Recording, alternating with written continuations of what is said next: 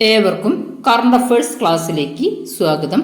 അടുത്തു വരുന്ന degree level exam, LDC, LGS, LPST, UPST എന്നീ എല്ലാ എക്സാമുകൾക്കും വരാൻ സാധ്യതയുള്ള കുറച്ച് കറണ്ട് അഫയേഴ്സുമായിട്ടാണ് ഞാൻ നിങ്ങളുടെ മുമ്പിൽ എത്തിയിരിക്കുന്നത്. നമുക്ക് വേഗം ചോദ്യങ്ങളിലേക്ക് പോകാം. ആദ്യത്തെ ചോദ്യം: ഇന്ത്യയിൽ ആദ്യമായി ജല ബജറ്റ് തയ്യാറാക്കുന്ന നിയോജക മണ്ഡലം ഏതാണ്? ഇന്ത്യയിൽ ആദ്യമായി ജല ബജറ്റ് തയ്യാറാക്കുന്ന നിയോജക മണ്ഡലം ഏതാണ് എന്ന ചോദ്യത്തിന് ഉത്തരമാണ് ധർമ്മടം.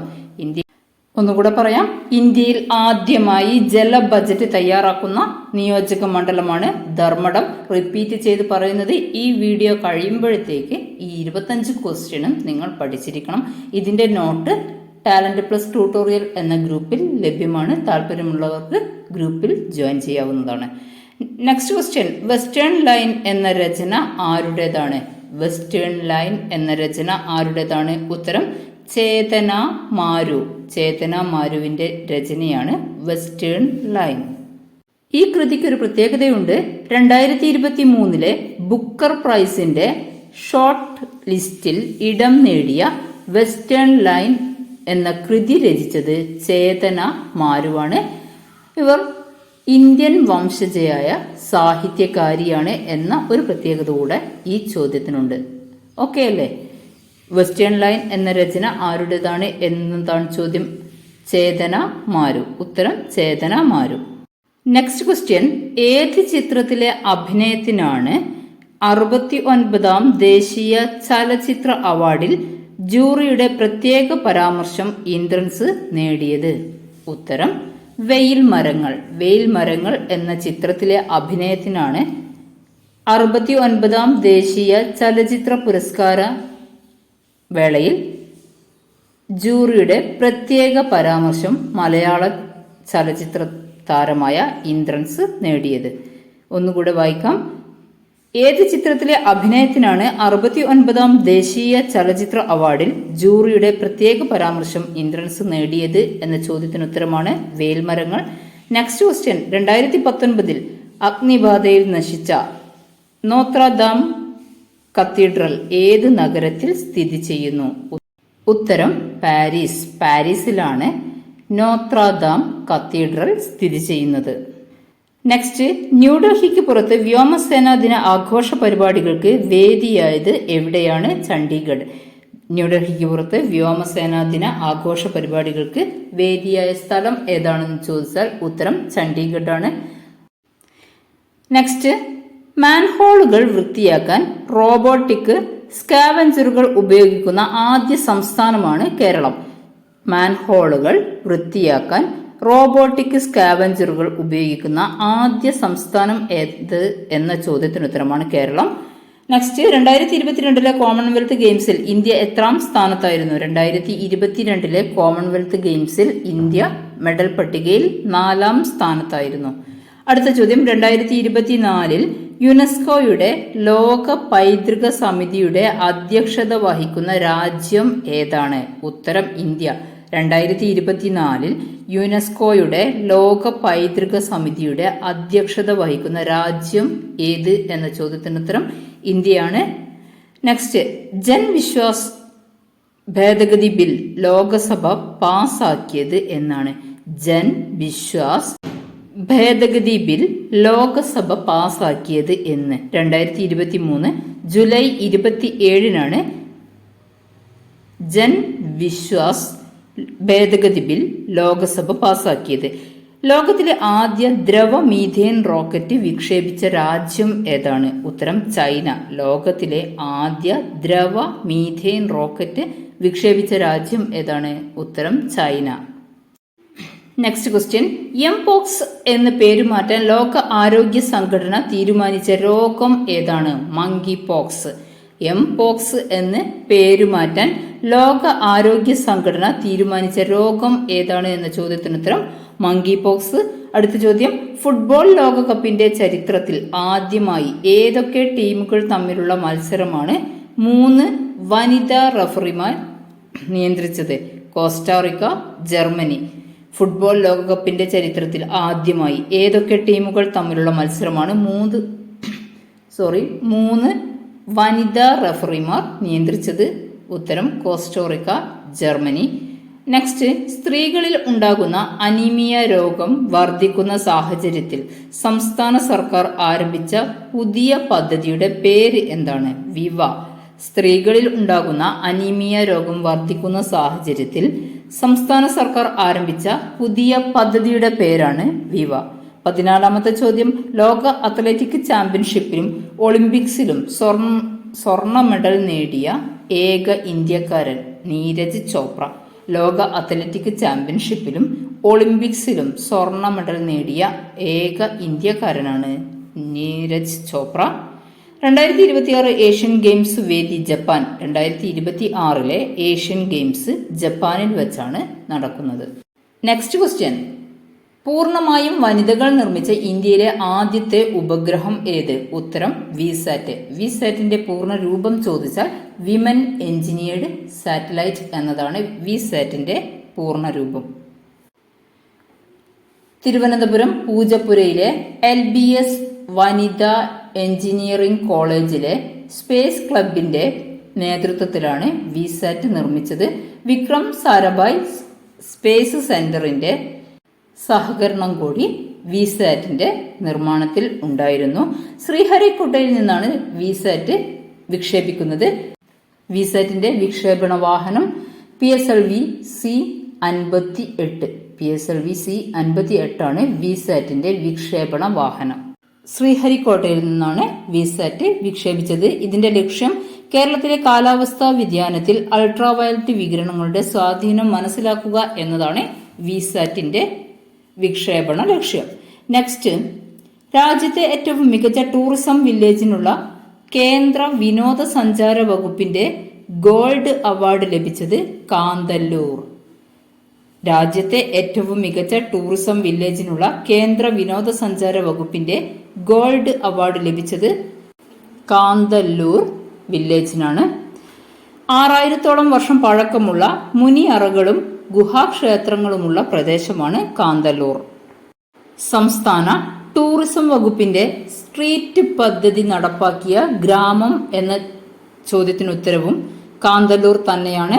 പഞ്ചായത്തുമായി ചേർന്ന് ഉത്തരവാദിത്ത ടൂറിസം മിഷനാണ് കാന്തല്ലൂരിലെ വിനോദസഞ്ചാര പദ്ധതി നടപ്പാക്കിയത്.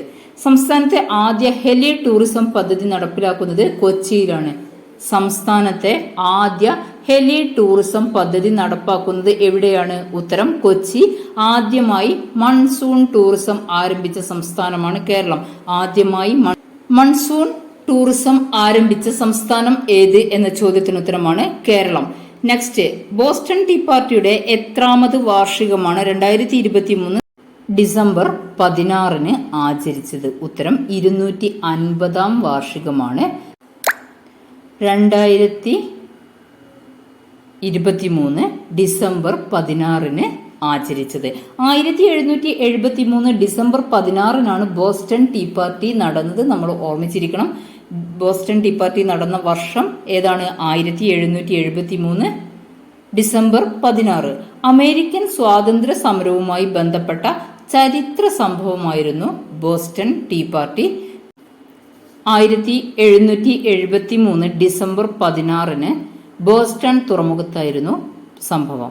റെഡ് ഇന്ത്യക്കാരുടെ വേഷം ധരിച്ചെത്തിയ സമരക്കാർ ഇംഗ്ലണ്ടിൽ നിന്ന് തേയിലയുമായി എത്തിയ കപ്പലിൽ ഇരച്ചുകയറി.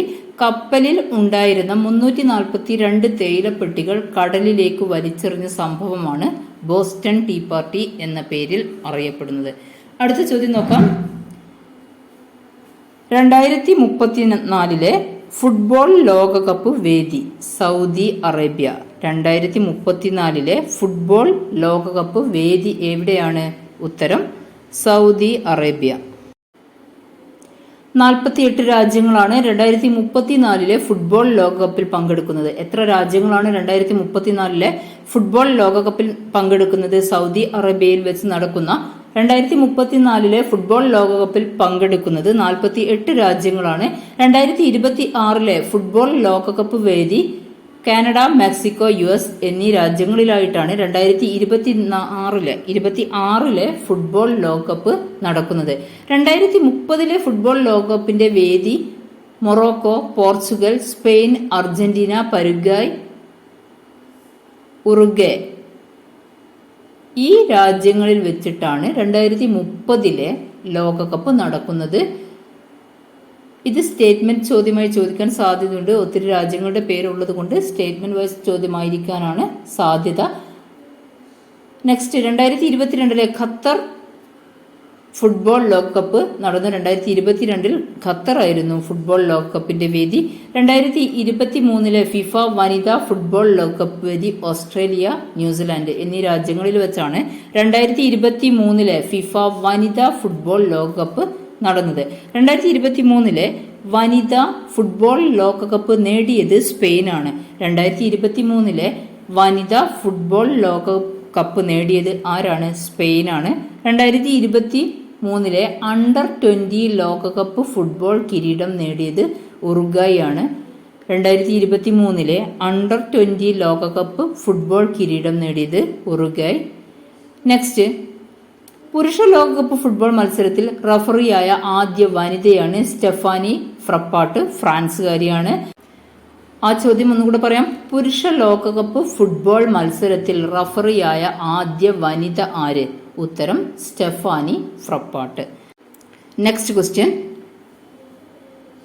2023 ഡിസംബറിൽ റിപ്പോർട്ട് ചെയ്ത കോവിഡിന്റെ ഏറ്റവും പുതിയ വകഭേദം ഏത്? ഉത്തരം JN1. 2023 ഡിസംബറിൽ റിപ്പോർട്ട് ചെയ്ത കോവിഡിന്റെ ഏറ്റവും പുതിയ വകഭേദം JN1 ആണ്. ഇന്ത്യയിൽ ആദ്യമായി കേരളത്തിലാണ് JN1 റിപ്പോർട്ട് ചെയ്തത്. JN1 ആദ്യമായി റിപ്പോർട്ട് ചെയ്തത് എവിടെയാണ്? ലക്സംബർഗിലാണ് JN1 ആദ്യമായി റിപ്പോർട്ട് ചെയ്തത്. ഇന്ത്യയിൽ ആദ്യമായി കേരളത്തിലാണ് JN1 ആദ്യമായി റിപ്പോർട്ട് ചെയ്തത്. കോവിഡുമായി ബന്ധപ്പെട്ട ആരോഗ്യ ഇൻഷുറൻസ് പദ്ധതിയാണ് കൊറോണ രക്ഷക് പോളിസി. കോവിഡുമായി ബന്ധപ്പെട്ട ആരോഗ്യ ഇൻഷുറൻസ് പോളിസി ഏതാണെന്ന് ചോദിച്ചാൽ കൊറോണ രക്ഷക് പോളിസി. ഇതുവരെ 20 ചോദ്യങ്ങളാണ് നമ്മൾ ഡിസ്കസ് ചെയ്തത്.